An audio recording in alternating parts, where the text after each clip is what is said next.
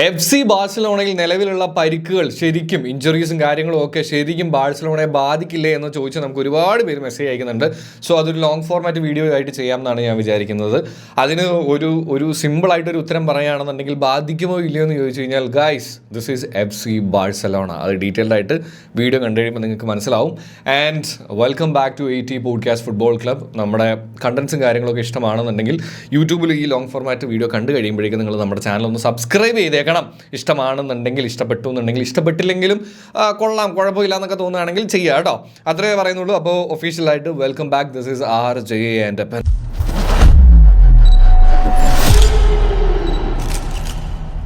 Yes guys, അപ്പോൾ പറഞ്ഞു വരികയാണെന്നുണ്ടെങ്കിൽ ഇഞ്ചുറീസ് ഒരു പ്രശ്നമാണോ എന്ന് ചോദിച്ചു കഴിഞ്ഞാൽ ഇഞ്ചുറീസ് എല്ലാ ടീമിനെ സംബന്ധിച്ചിടത്തോളവും പ്രശ്നമാണ്. എസ്പെഷ്യലി അത് നമ്മുടെ ഒരു വളരെ ഇമ്പോർട്ടൻ്റ് ആയിട്ടുള്ള പൊസിഷൻസിൽ കളിക്കുന്ന പ്ലേയേഴ്സിനാണ് സംഭവിക്കുന്നതെന്നുണ്ടെങ്കിൽ അത് കുറച്ചും കൂടെ ഈ പ്രശ്നം ഉണ്ടാക്കും എന്നുള്ളത് നമുക്ക് എല്ലാവർക്കും അറിയാം അല്ലേ.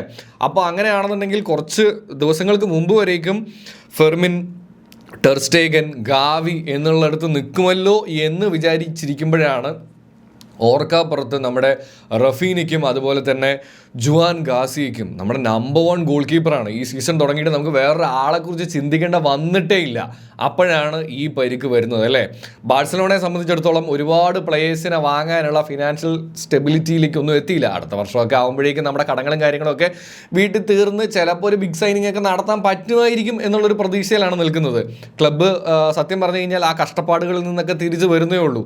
നമ്മുടെ സ്റ്റേഡിയത്തിലേക്ക് തന്നെ നമ്മൾ തിരിച്ചു വരുന്നേ ഉള്ളൂ. അതുകൊണ്ട് തന്നെ ഇതിനെയും നമ്മൾ തരണം ചെയ്യും എന്ന് വിശ്വസിക്കുന്ന ഒരാളാണ് ഞാൻ. കാര്യം എന്താണെന്ന് വെച്ച് കഴിഞ്ഞാൽ ഈ കഴിഞ്ഞ കുറച്ച് കാലങ്ങളായിട്ട് ഉള്ള പ്ലേയേഴ്സിനെ വെച്ച് എങ്ങനെ കൃത്യമായിട്ട് ചെയ്യണം അല്ലെങ്കിൽ ചെയ്തെടുക്കാൻ പറ്റും എന്നുള്ളതിലാണ് നമ്മൾ കൂടുതൽ ഫോക്കസ് ചെയ്തുകൊണ്ടിരിക്കുന്നത്. സോ അതുകൊണ്ട് തന്നെ എനിക്ക് തോന്നുന്നു ഹാൻസി ഫ്ലിക്കിൻ്റെ കയ്യിൽ എന്തെങ്കിലും ഒരു സെക്കൻഡ് പ്ലാൻ ഉണ്ടാവും. പക്ഷേ ഇതെവിടെയാണ് നമുക്കൊരു ടെൻഷൻ ഉണ്ടാവുന്നതെന്ന് ചോദിച്ചു കഴിഞ്ഞാൽ എസ്പെഷ്യലി ഇനി വരാൻ പോകുന്ന മാച്ചുകൾ, അത് ലാ ലീഗയിലാണെന്നുണ്ടെങ്കിലും ഒരു എൽ ക്ലാസിക്കോ അടക്കം വരുന്നുണ്ട്. അതിൻ്റെ ഒപ്പം അങ്ങോട്ട് PSG, നമ്മുടെ ചാമ്പ്യൻസ് ലീഗിൽ PSG-യുമായിട്ടാണ് നമുക്ക് ഏറ്റുമുട്ടേണ്ടതായിട്ട് വരുന്നത്. അത് ഈ 1-ാം തീയതി അല്ല, ടെക്നിക്കലി നമുക്ക് 2-ാം തീയതി എന്ന് വേണമെങ്കിൽ പറയാം. അതൊക്കെ നോക്കുമ്പോൾ ഈ പറയുന്ന പ്ലേയേഴ്സ്, എസ്പെഷ്യലി ജുവാൻ ഗാസിയ എന്ന് പറയുന്നത് നമ്മുടെ നമ്പർ 1 ഗോൾ കീപ്പറിൻ്റെ miss is going to be a big miss.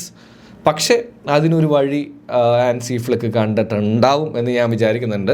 പക്ഷേ ഇതിൽ പോസിറ്റീവായിട്ട് ചിന്തിക്കാനും കൂടെ ഉണ്ട് കേട്ടോ. നമ്മുടെ 2 പ്ലേയേഴ്സ് തിരിച്ചു വരികയാണ്, ബാൽഡയും അതുപോലെ തന്നെ യമാലിന് ഒരു ചെറിയ പരിക്കിന് ശേഷം പുള്ളിക്ക് 2-3 മാച്ചുകൾ മിസ്സായിട്ടിരിക്കുകയാണ്. സോ ആ തിരിച്ചു വരവ് യമാൽ എന്തായാലും ഒരു വരവറിയിക്കുന്ന ഒരു മാച്ച് ആയിരിക്കും എന്നാണ് ഞാൻ പ്രതീക്ഷിക്കുന്നത്. ഇതിൽ നിന്ന് ട്വിസ്റ്റ് ഉണ്ടാവാനുള്ള ചാൻസസ് വളരെ ഹൈ ആണ്. കാര്യം എന്താണെന്ന് വെച്ച് കഴിഞ്ഞാൽ എസ്പെഷ്യലി ലാ ലീഗയുടെ കാര്യത്തിലാണെന്നുണ്ടെങ്കിലും ഒരു ചെറിയ തോൽവി മതി ടേബിളിൽ നിന്ന് താഴേക്ക് പോകാനായിട്ട്. എസ്പെഷ്യലി നമ്മുടെ ഇപ്പോഴത്തെ ഒരു പൊസിഷനിൽ നമുക്ക് തോൽവി ഇതുവരെ വന്നിട്ടില്ല.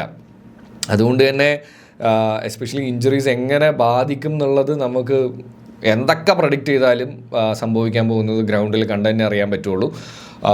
So let's wait and see. എന്താണ് നിങ്ങൾക്ക് തോന്നുന്നത്? ഇത് കാര്യമായിട്ട് FC ബാഴ്സലോണയെ ഈ സീസണിൽ ബാധിക്കുമോ? കാര്യമായിട്ട് റഫീനിയ, ജുവാൻ ഗാസിയ, ഗാവി, ടെർ സ്റ്റേഗൻ എന്തായാലും ഈ സീസണിൽ കളിക്കാൻ പറ്റില്ല. അതുപോലെ തന്നെ ഫെർമിൻ, ഇതെല്ലാം ഒരു പ്രശ്നമായിക്കൊണ്ടിരിക്കുകയാണ്. ഇനിയുണ്ട്. അപ്പോഴും എങ്ങനെ തടരണം ചെയ്യും എന്നാണ് നിങ്ങൾക്ക് തോന്നുന്നതുള്ളതും കൂടെ താഴെ കമൻറ്റ് ചെയ്യുക. പിന്നെ നമ്മുടെ കണ്ടൻസും കാര്യങ്ങളൊക്കെ ഇഷ്ടമാണെന്നുണ്ടെങ്കിൽ ഒന്ന് കൂടുന്ന കാര്യം കൂടെ പരിഗണനയിൽ വെക്കണം എന്ന് ഓർമ്മിപ്പിച്ചുകൊണ്ട് ചിൽ കുപ്പിച്ചിൽ.